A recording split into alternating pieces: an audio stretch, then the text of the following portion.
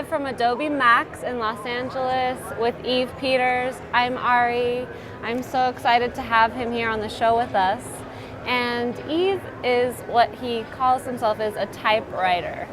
So not this kind, but he likes to write about type and typography. And he's very interested in how it impacts design.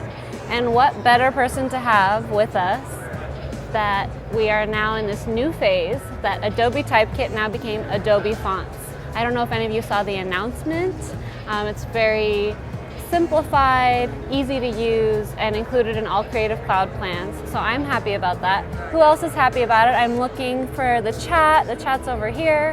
Hi Jet, hi Afroja, Heidi, Anita, hi Tim, good to see you again. Hi Munir. And yes, that's the link, fonts.adobe.com. Please go and explore. We'll be exploring here today. Let us know where you're from, if you've seen me on live before, and if you have any questions for Yves as we go through this. And we'll be happy to answer them. So Yves, can you tell me what you've been doing here at Max? Well, I've been talking about variable fonts. So the past 2 years, I have talked about movie posters. It was kind of weird because this year I had to do my talk in the actual movie theater and I didn't talk about movie posters, so that's a bit silly. But yeah, no, it's a fun way to introduce people that are not that familiar with typography, with how typography works and how the actual shape of the letters influence how we read those words. So I'm really fascinated by the selection process. Now I saw that my PDF got quit, so I'm just opening up something to show you a little bit what I mean with how the shape of the letters say more than actually the words they spell out. Because you can say something, but the typography can actually contradict your message. And this is really a fascinating thing. That's awesome, so and that's so true. Heidi says, I'm such a font addict. LOL. Yeah, aren't we all? We're obsessed with fonts. Well, yeah, sometimes it's an addiction that just has to be sustained because we always have to work with letters and write things and convey a certain mood. So that addiction's never going to stop, unfortunately, Heidi. I don't think it's going to go away.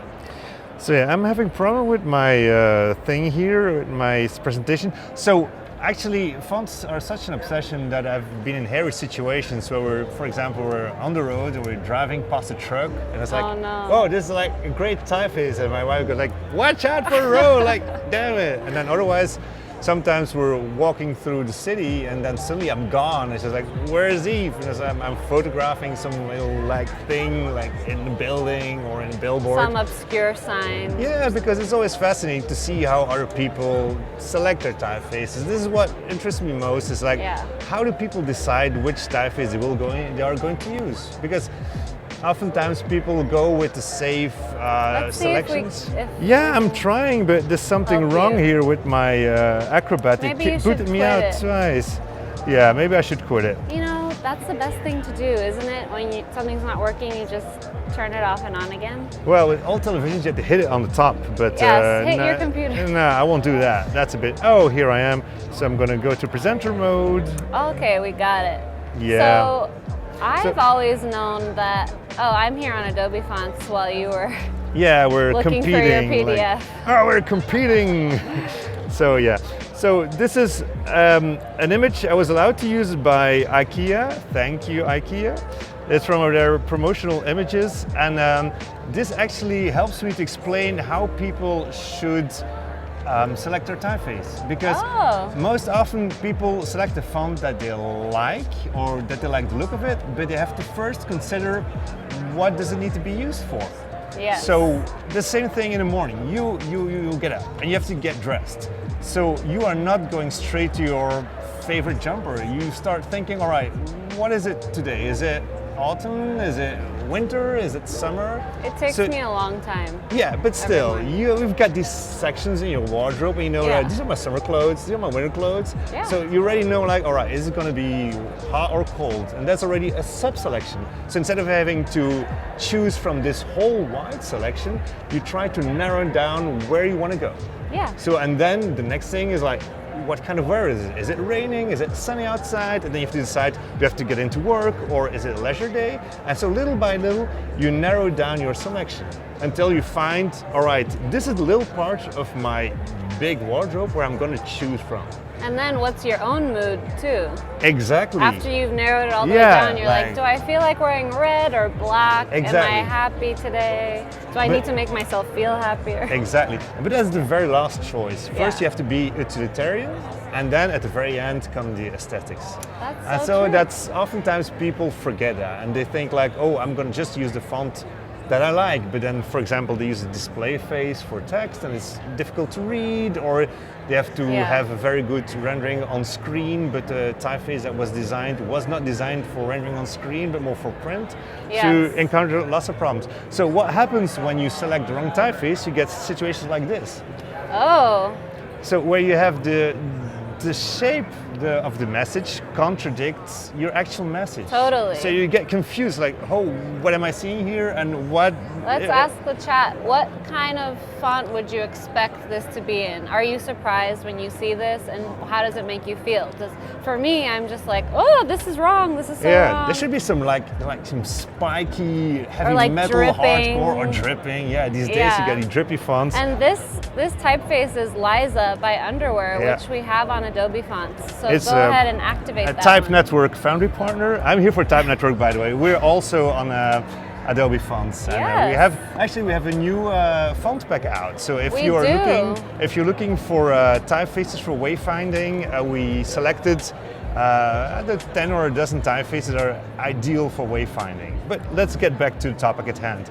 I don't know if anybody remembers the announcement of the Higgs boson particle. Oh, that was one of the big scientific breakthroughs, but they made somehow the mistake to present this in a document that was set in Comic Sans. And it's like wearing clown shoes when you try to tell something scientific. Yeah. So, Could anyone take this seriously? Well, this is what happened because the first the hashtag God's particle was trending, but after a while it was Comic Sans that was trending. So everybody picked up on it. They said like, this is not serious. You can't really try to be taken seriously if you use the wrong font, because people see your message and they're like, what is this, like a bake sale at a school or something? No, this is, oh my God. Acrobat.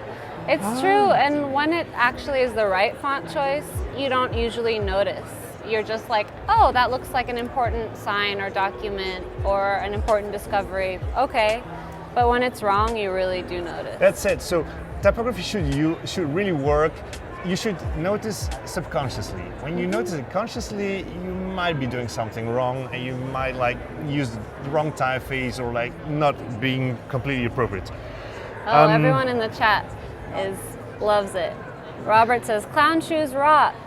Yeah, I know, but not if a scientist trying to like promote an incredible breakthrough in science. It's a bit Andrew weird. says, I never knew about that story. Amazing story. Yeah, and somebody said, oh no, somebody is bashing Comic Sans again. I'm sorry, it's our favorite one to like go bash. It's always the butt of the joke. Yeah, I know, I'm really sorry. And hi everyone who's on the chat. Just want to make sure you know we're seeing what you're saying. So now I'm going to quickly go to something. So what I'm most known for is talking about movie posters. So what I'm trying to do is explain typography with stuff that people know. So I look at, oh, that's the wrong page.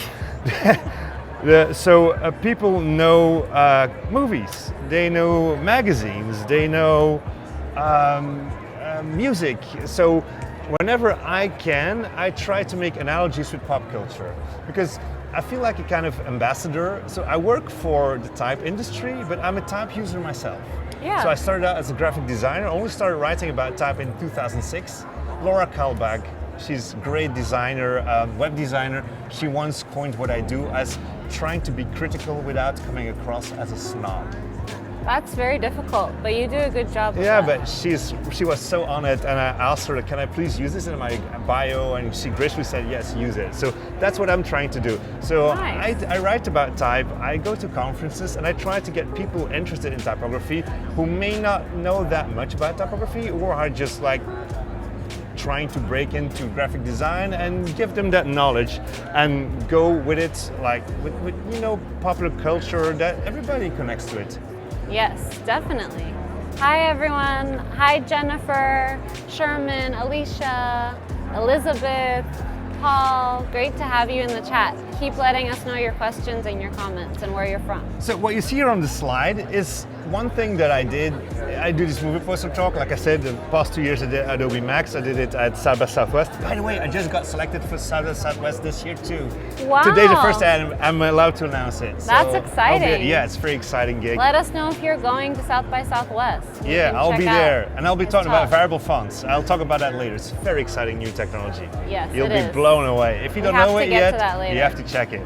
So what I do is I set this nondescript announcement for a movie, and I set it in a specific typeface. And most of you will recognize it. I don't know if anybody wants to take a guess in the chat what this type of movie is, what this typeface is advertising.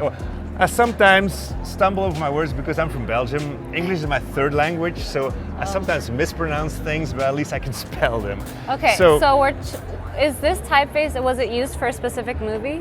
No, this is a style Just a genre. of movie. So which genre of movie? You know what genre means. Yeah, I know. It's a French word. That's We my use second it too. language. I know.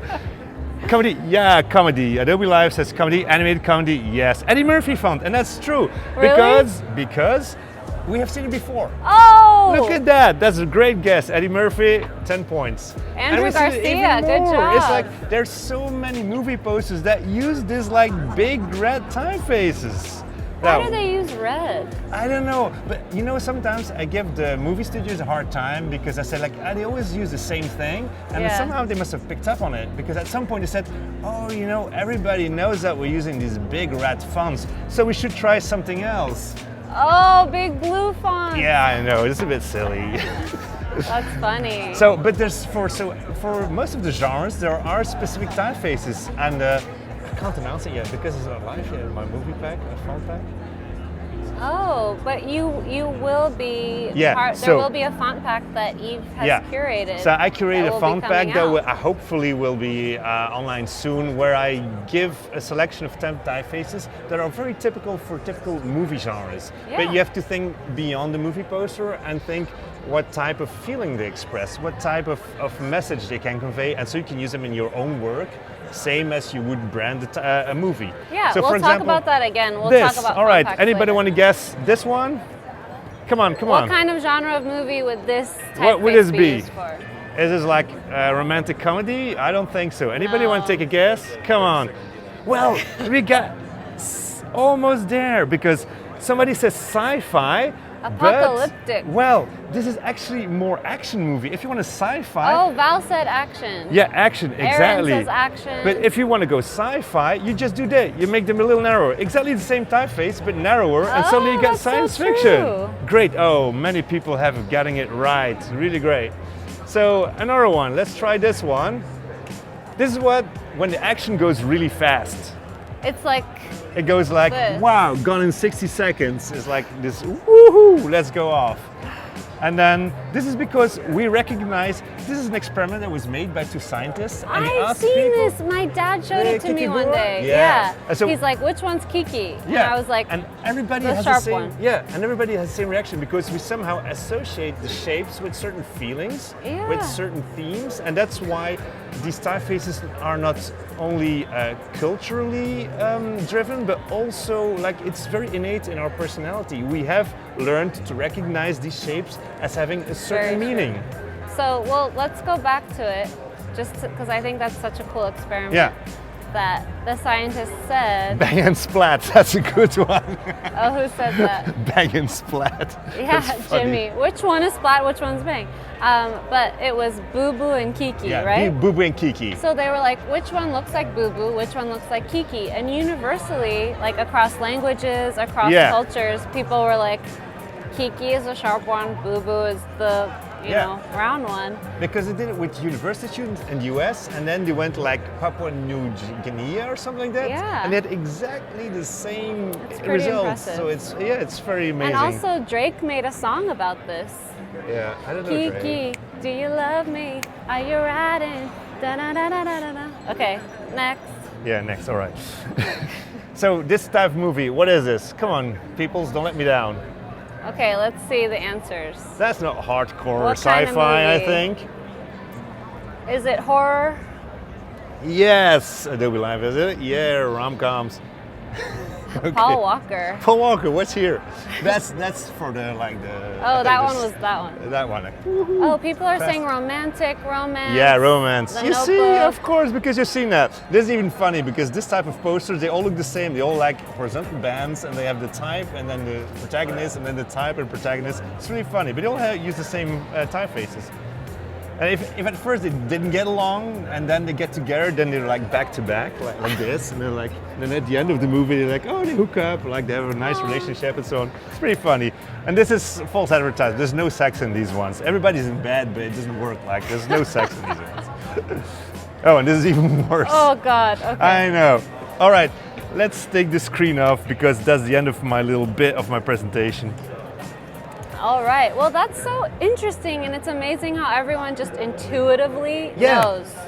Yeah, because the shapes tell us something, and that's so important. So when you go for a typeface, like you have to go for function first, but then you have to say like, what kind of message do I want to send out? Because if you're, for example, eco-friendly companies will use more like rounded shapes because they give a more like personal feel, a human feel, exactly.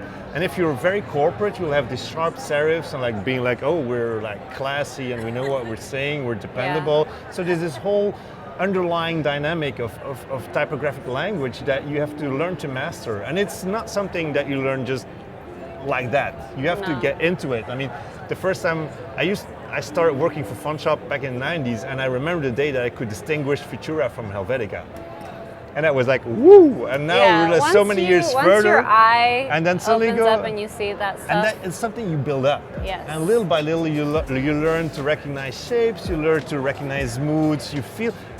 most of the times, you have to set something and look at it and say, like, how do I feel when I look at this? Yeah. And change the font and say, like, does my feeling change?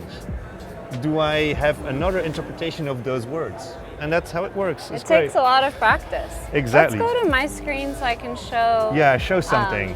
On Adobe Fonts, we have font packs, and Yves mentioned the wayfinding font pack that we just released today with fonts from Type Network. And it's really cool. These font packs are curated sets of fonts that you can activate with one click. They're all included in your Creative Cloud subscription, whether it's single app or full Creative Cloud.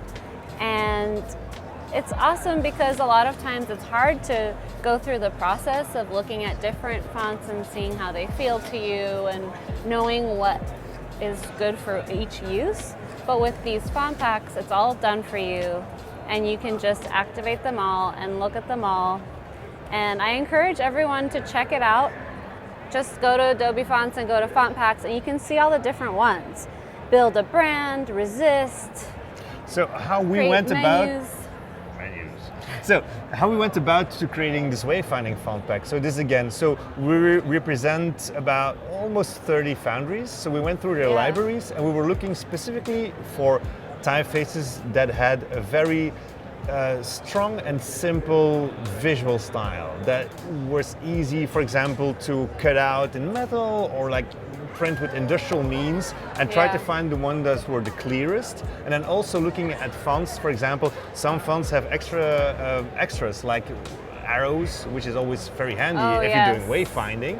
You can see here on the image. Yeah, so all in the image, all the typefaces are the ones that we chose. And then of course you have the different styles. So we have more like interstate as the classic from the highway signs. But then we have is a big classic. Yeah, but then we have like dinosaur is more a rounded typeface, which rounded typefaces, for example, are very important because if you use a router to cut out something, corners are actually hard.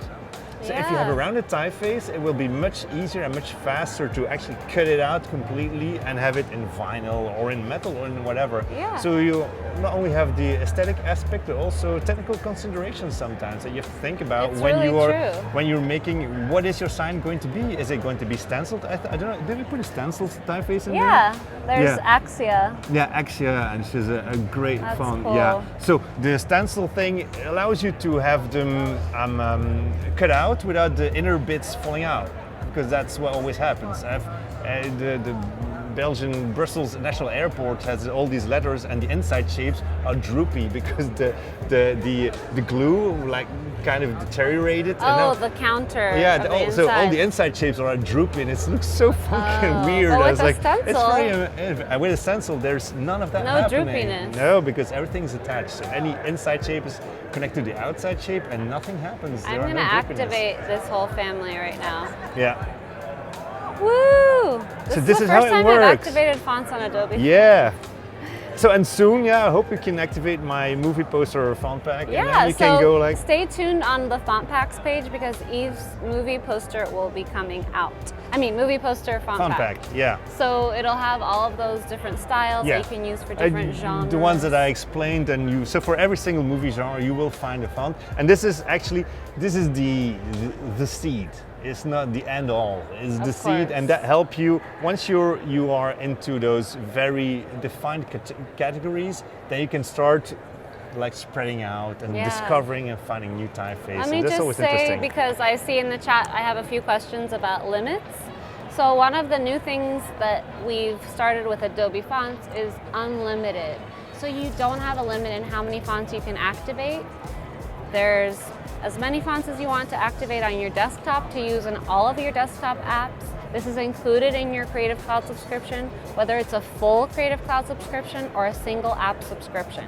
So this is a huge value add for everybody. You can also use all fonts for both web and desktop use. And when I say desktop, it's not only Adobe apps. It could be Microsoft Word or Keynote or something like that. It just syncs to your computer. So it's awesome, and I hope you guys try it. If you haven't tried Typekit already, you know, it's the same things that you knew and loved with Typekit, but just more simplified, unlimited, more fonts added, all the wonderful things. That's what we want, simple access to great type. Yes. And like simplify the whole process so you don't have to go through hoops and hurdles and so on. So that's a great thing. So let me know if you have any questions about that in the chat. Everyone's excited. Valentina, unlimited. Camilo, Taylor, Sherman, Dustin. Everybody's quite excited, and they should be. Yes. All this type, man. Like lots of fonts just for you. I mean, in my lifetime, I don't know if I could go through them all. If you start now, you don't sleep and eat anymore. It's like you're gone for days. Maybe I'll just disappear in a cave. So like in a week, we'll see you like with two little toothpicks, like holding open your eyes, like I'm still here. I'm still here. So Typekit is no longer our name. It's now Adobe Fonts. For those of you that are just tuning in, Adobe Typekit has become Adobe Fonts, and we've added a new website, simplified design, unlimited amount of fonts you can activate, and it's all included in your subscription. So we were talking about choosing fonts for a movie poster and how the different fonts can convey a sense of mood. So when you're going to choose fonts for a project and going into Photoshop or Illustrator, what are your steps? Like, steps. You start with the practical considerations. Yeah, always the practical. You can't ignore that because, for example, there's a big difference when you like design for an app or a phone. Your proportions have to be broader and more open because you know the type is going to be really teeny tiny and you have to be able to read it very well. If you go for big posters, you have much more opportunities of having like creative freedom because your medium is like print or large size digital, so then you have no issues with fine serifs like disappearing or letter fonts breaking up because there's enough resolution to show what you want to do. So you first go through there, but then you have to like really go for mood and see like what kind of mood can we express with specific typefaces. So of course there's personal preferences. People go like, okay, I want to go and use a sans serif. So that's one thing. So when you go in wherever you select your typefaces, like here on Adobe Fonts, check it on your screen. We have different classifications. So if I just have all classifications, you have everything. It's just whatever we've chosen to feature, and then if we drill down to sans serif, We're only seeing sans serifs here. And we can also change the width if we only want wide ones, or the X height. So it depends on your use. And when you've done what Yves has been talking about, think about the practical considerations. What size will the type be in the final product? Is it for print? Is it for mobile? And all this stuff. You can start thinking about what width it needs to be, if it needs to have a large X height, and all these considerations, which you can filter for on Adobe Fonts here. So if you went on here, you would start with these filters maybe, and then look at what kind of emotions come out when you look at the fonts. So for example, even if you're looking at sans serifs, there is already a very clear distinction between the geometric designs and the more humanist designs. So geometric would be like this one? Oftentimes it's just really round shapes. There's like the very round A, the very round... And we can make this bigger too. Yeah. So this is, you see more, and so these geometric designs have the advantage of being graphically, visually interesting, because it has a very repetitive rhythm in them. But if you use them small, this repetitive rhythm, I'm sorry, it's third language. Okay.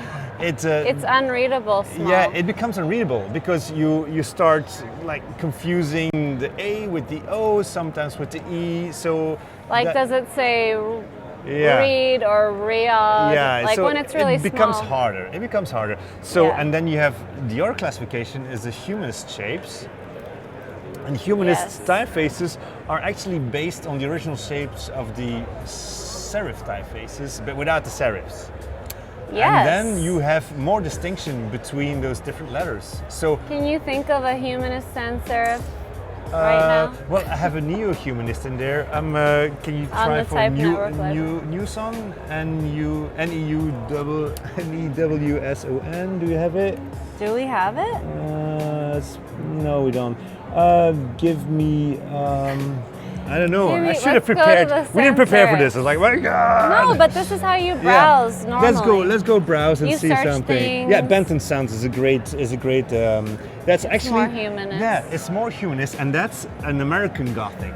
So you have the Europeans. The European Gothics are more like Helvetica and Univers and so on. But this is an American Gothic, and you can recognize it because the G has two loops, two bowls. It's a double story G. Yeah, double story G. Yep. This one here. And so this, when you look at now, if you would like write graphic, for example, and you see there's a lot of distinction between the G, the A, and the C, which would not be the same if you were with a geometric design, because there would like three rounds, three perfect circles with something attached to it, and that makes it harder to distinguish between different shapes. Yeah, so this kind of sans serif would be better for smaller sizes than the geometric round one. So this one can be applied in many more use cases. So you can go big, you can go small, you can go in different reproduction methods, and you can still read it very clearly. Where the geometric sounds will have a more limited usage, because you have to be aware that when you use it in worse, not so ideal conditions or smaller, you will confuse letters. Is something happening right now? Is it the chat and win? That's what is exciting. This? So the fireworks are going off. Fireworks. So if you're active in the chat, you get to win a prize. Oh, all right. Yeah. Who won? And we're winning Sticker Mule. So Sticker Mule has this promotion with us that you get 100 free stickers. Wow. Right? Yeah. Can I get on that chat? Seriously. It's the fastest and easiest way to buy custom stickers. And we have that prize for you today. So if you're active in the chat, you'll be eligible to win, and we pick a random person from the chat. All right. All right. Is it happening right now? And please, any questions, peoples? Another couple seconds. Yeah, you know, I think after this, we have the winner, Leora Bloom. Leora Bloom, you're a winner. Congrats. Stickers coming your way. Woohoo. Yeah, what kind of stickers will you make? You only have one sticker on your laptop. I have all these stickers. Yeah, I have only because I like type and that's it. I have no life. It's like, that's it. No, it's not true. That's all. There's no other type interest. and that's it. No, I'm kind of this ambassador, evangelist, so I just go around the world like telling people like, you should like type, you should love fonts and use them correctly. Well, fonts connect us. That's true. We are connected. So this is one of the Type Network typefaces. So we did a series of t-shirts and they were all sold out. I mean, we did them last year for Max. Yeah. Everybody loved them. So we tried to find a nice, again, this is like we are connected and this is a friendly connected script. Yeah. So this actually says what it means. And it also, the shape reinforces the message. It's friendly. Yeah. But elegant. Yeah. Like you. It's by, no, it's by Victoria Rushton, who is a great type designer. Awesome. And she's really awesome. We like her a lot. Okay, so we have a lot of questions from the chat. What typeface is best when creating a new mobile application, says Charlotta. So it's more about the shapes and the type of font rather than telling you a name, because you can go in and explore and find the specific one that works for you. But for mobile apps, we're looking for something that works at small sizes. Yeah. So when you use a serif typeface, none of them Bodonis or Didones, because these are very tiny serifs and they will not render. So what you need is something sturdier, like a slab serif. Maybe show some slab serifs. Yeah, so if we go on Adobe Fonts and we filter for slab serifs, we get all of these. So some of them are more display, so they wouldn't be good at small sizes. So Aglet is great, but it's too typical, so you can't really use that. That would be a bit hard. You also have to see, for example, there are wider designs and narrower designs. So it all depends, like, do you need to get many words on the line? This is a very important consideration. And so you have I just some of them. filtered by condensed. But you can't go too condensed, and that's sometimes a mistake that people make. It's like, oh, I'm going to try to fit as many words on the line as possible. But then, of course, because you have few pixels in the X direction, you encounter the same problems that you would have if you have not enough pixels in the Y direction. That's true. So you have to have something that is quite well balanced. And I know this is vague, but it's something that's difficult to express. You can show some examples, but of course you have to really try yourself and see if you find some. Mislab would be good at small sizes? Yeah, Mislab is a good friend of mine. Xavier Dupré made it, and this is typically a slab serif which is based on the humanist shapes. Mm-hmm. So you have in the slab serifs again you have the geometric ones, and again you have the problem if it's all geometric shapes, they will be easy to confuse. So if you go for a humanist one, then you have a very clear distinction between the different letters. Yeah. And that is the way to go. I think that would be a cool choice. Yeah, that works well. He's a good pal of mine, so why not pimp him a little bit. Oh, we have Mark Caneso's in the chat. He wants us to look at Hatch. Hatch is so fun. I love it. Yeah, that so kind of Hatch is good. It might be very unique. Yeah, the problem here might be is that the round shapes are harder to render in small sizes because you only have so many pixels. So if you have to go around thing, you have to find the pixels where you have more like squarish shapes. It fits the grid better. So that's something you really have to test. That's something you can't just like, and that's it. Most of type usage is testing. You test and test and test. You just go and the size you're going to use it, and you try it out, and then you see what renders well, what looks well. So you can have certain. Sometimes you can be surprised, but you expect something to happen, and then you use it and say like, oh, this does not work. Oh, yes, like, let's try this. It doesn't make sense, but then you do it and it makes sense. Yeah. So it's all a path of discovery, and that's what's so great about typography. You just try stuff out, and now with this unlimited access to fonts, you have like... Yeah, I just activated all of Hatch. Yeah, you just... No problem. Discover and discover and discover. No extra cost to me, and I can just use it in my designs, try it out. Yeah. And that's the whole point, practicing, discovering, and exploring.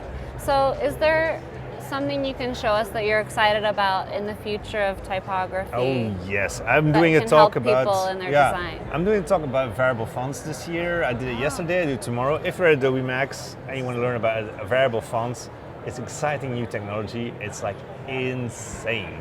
and you can do like great stuff in it. So I'm gonna wake up my computer and then maybe we can switch to my screen. So Michael asked for readability. How many words should you fit in one line? 10 to 15 words? Yeah, that's all depends. It all changed. Yeah. It used to be like 55 to 65, but then of course on mobile screens you have much less. So this, and then you end up like trying to read and then changing it this way and trying to read it. So it's very hard to define these days. But usually when you are good at responsive design, you insert some breakpoints, and then when you have these breakpoints, you can attach specific typefaces to the breakpoints. So for example, you can go for a slightly narrow version of your typeface for the narrow viewports, and then that helps because then you get a little bit more on the line. And if you're on a bigger screen, then you say, oh, let's have it more room. It's easier to read. So you have to like evaluate and try out. Yeah. So again, test it. But this is the new technology. So I'm gonna do something here. I opened a blank canvas, which we all love and hate because you don't know what to do with it. I'm gonna try to find a type size that is blank. No, there's nothing on this thing. Okay. I see a question from Joel. Are there color fonts in Adobe Fonts, and are there variable fonts? We only have Trajan Color at the moment, which is an Adobe Originals typeface that we created. So you can search for Trajan Color. Otherwise, we don't have other color fonts yet. That's something that I would like to do.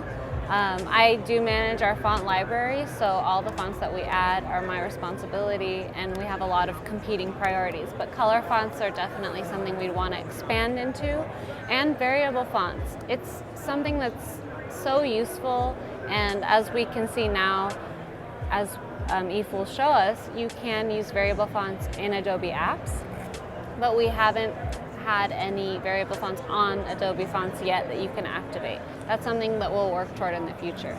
So variable fonts is the easiest way to explain it. Is a variable font is a single font that acts and behaves as multiple fonts. Okay. So up to 2 years ago, the only option to have different widths or weights or styles of a typeface was to have a family with all those widths and weights. What most people don't realize is that for the past 45 years already, there has been something that's interpolation in type design. And I guess everybody knows the blend tool in Illustrator, where you can have one shape and a second shape, and then you blend in between those shapes. Yeah. And you see all the different steps. So you can define how many steps you want, because it's a sliding scale, and you can just choose whichever one you want. You can go for a really like a transition, or have steps. So this has happened in type design. So when people designed a light typeface and a black typeface, they didn't design every step in between. They just had interpolate, like one in the middle would be the regular, and then they said maybe they had to tweak it a little bit. So this technology has existed for quite a while, but now since September 14, 2016, which is Variable Font Day, a very important announcement was at the ATypi conference in Warsaw. There was people from Google, from Microsoft, Apple, and Adobe all sitting on a couch together and saying, we have taken this technology, which surfaced with Multiple Master. I don't know if anybody remembers Multiple Master, that's an old thing. But now it's again, remember? Multiple Master, who knows Multiple Master, go for it. And then now it's available to the user again. So what it does, it shifts the control over your type from being entirely in the hands of the type designer to like giving control to the user as well. So the user has much more control. I want to see how it works. I'm going to see if I can find you a funky variable font. So for example, I want to see this one. So you see here to the right, so this is the open type. Let's move ourselves over to the other side. Oh yes, can you see it? No, We just needed to move it. So this is the open type icon, this little O. Now this is the open type variable font logo. Oh, I see. So it's a little rectangle which says VAR. So when you see that, VAR, variable font. Yeah, there's still this. Somebody at the conference said variable fonts, and we were like, what? Variable. So we don't know how to. We say variable fonts. I don't know about you. Variable. Variable fonts. That's a bit weird. He was German anyway.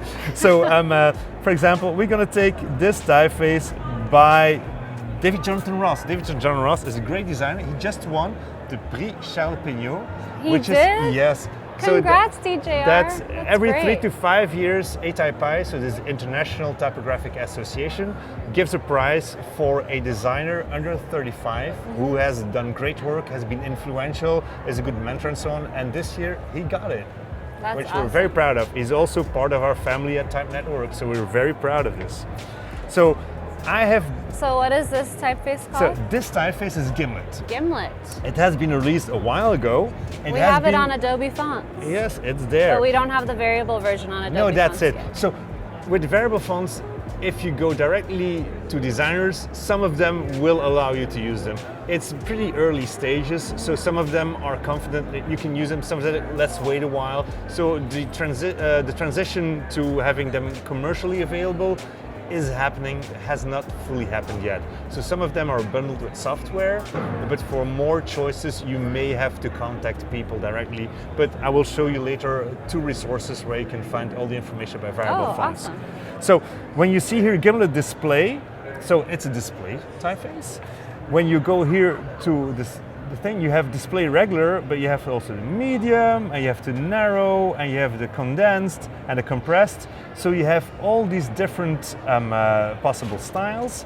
But what is new, and you have text, there's like too many choices. It's hard because your font menu gets so long. Yeah, exactly. And you have to manage all of these different.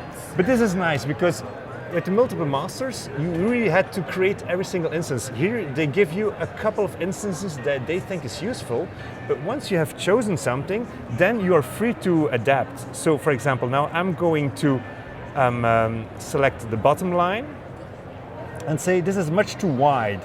So here is a little, and I hope you see this, next to the type style name, variable font. If you click this, you open this here. This exists in Illustrator for everybody. Yeah, everybody can use this. This is a feature that was released earlier this year. So there are a couple of standard fonts that are available in Illustrator, and then if you want to expand, of course, you have to look for them. But when you see here is a slider, and you say this is too wide, you can go like, oh no, look at this. And you say, oh, this is too black. So then you go, all right, let's make it even lighter. Yes, lighter. Like this. So, and then if you go, of course, there are, so previously with typefaces, you had a type family and you had type styles, like regular, bold, italic, condensed, whatever. Now we have to change our vocabulary because now we have a design space. Design space is determined by the type designer, and it says how wide you can go, how narrow you can go, how black, how light. So there are certain limits. So you see I'm gone all the way to the left with the width, and there it stops because less than that is not in the font. And then you have to start to distort, and we don't want to do that. If you distort fonts, a puppy dies. So do not distort fonts. Don't do this. Don't do it. At it's very home bad with karma. Fonts that are not variable. No, don't do it. If it was not engineered to be a variable font and you're stretching it out, it's gonna, one puppy dies. Yeah, and it's horrible. In Belgium, and one dies in San Francisco. Yeah, it's horrible. Whatever. So here we have this, and it's like, oh yeah, I just changed something that I didn't want to change. Whatever. I'm looking at my screen and in a wholly different way. Go on your artboard. Oh man, here's my artboard. Okay, I'm back. So now you have this here, and you can really slide everywhere. Now there are a number. Design space. Sorry, let's go back. I'm sorry. Let's go back. Design space. And then in the design space you have axis. An axis is the line along which your typeface can slide. So for example, you have the weight axis will go from light to ultra black, depending on, again, how big the design space is, and how the type designer defined it. So you can go along the axis to define like your weight, your width, whatever instance you want. And then the final thing that you see on the screen is not a type style anymore, it's an instance. Because you have limitless instances. Now you have limitless fonts with Adobe Type, and you have limitless instances with variable fonts. So you can go here and say, now I have this instance. Now, what you have as a result, you can always see what are the values. So if you're working in teams, of course, there's a little bit of a problem if you're working in teams, because you have variable fonts, and then one person in your team may go like, I'm going to slide like crazy and like find all these different things, and that you can't save it. Yeah, well, that is a problem right now. You can save them as styles. Okay. So save them as styles, but there is no way yet, I don't think so, to lock them into specific instances. I'm not sure, but what you can do, of course, is you see, for example, this is the weight 800. You can communicate to your team, like you only use the weights 800, 400, 300, or whatever, and then you can define, and they can find it themselves. But it's of course safer to lock them into styles, and then you distribute the styles, and everybody that uses your documents. You can put those in your CC libraries, probably as styles I guess for your team. So, but what is fun about this is there's a couple of registered axes. So this format is very new, it's expanding. So right now we have a couple of axes. We have weight and width, we have optical size. Now what is optical size? When you make something that is really, let's try this, something big or something small. Like I said, the serifs have to be sturdier, a bit more spacing, that the layers don't start meld into each other. Yeah. You can do this here with optical size. So just to give a little, if some of you in the chat aren't familiar with this, if you look at let's pretend it's a poster and it has a huge headline and then there's small text underneath it.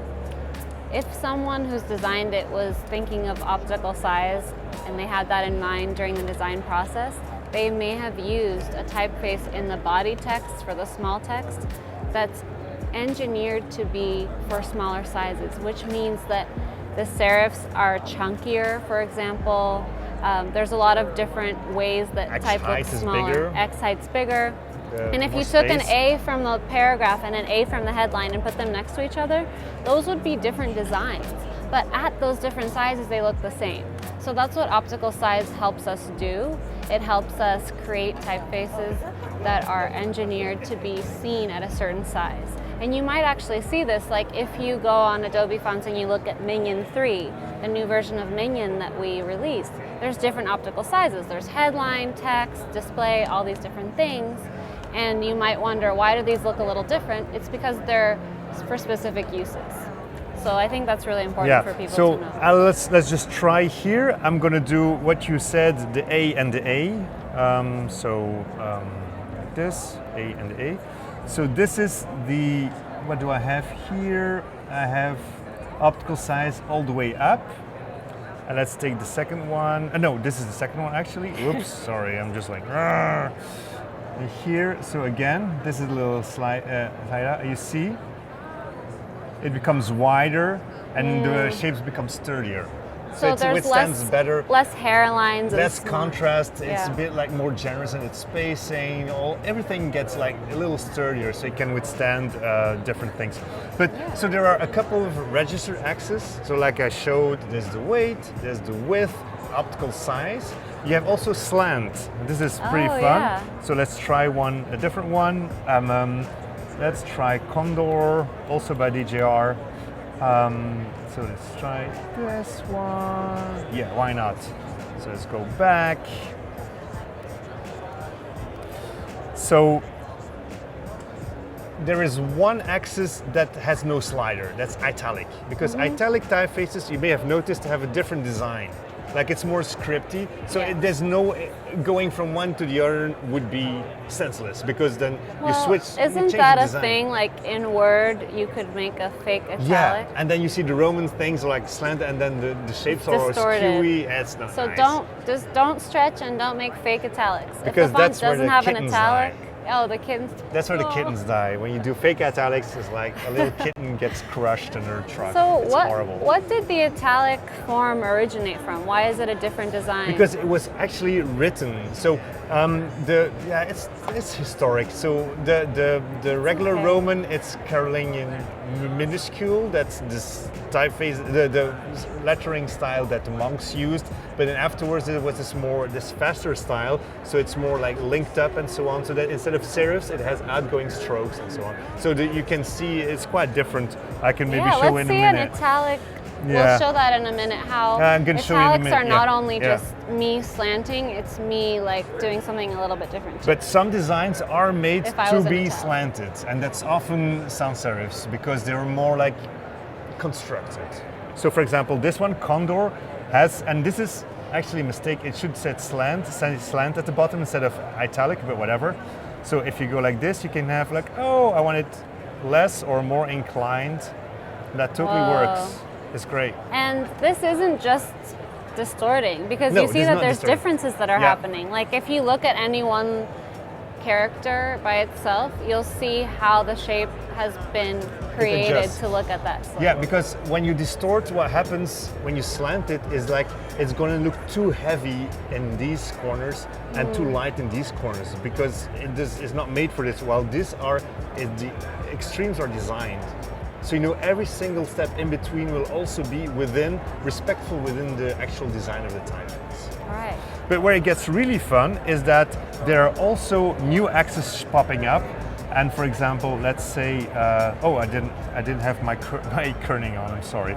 It looks a bit like. You're kerning. Oh my God! Use your kerning. We're almost at time, so we need to show this last axis. I'm going to show for you the next couple minutes. Yeah, hold on. So I'm going to do Dunbar, for example. And Dunbar is fun because Dunbar, for example, has X height. So you can go like, this is like an old-timey, like from the 1920s, like the Weimar Republic. But if you want to go disco, you can blow it up, and this is like totally disco. So this is great. So this is what happens now. We're coming to a next phase where people are trying out.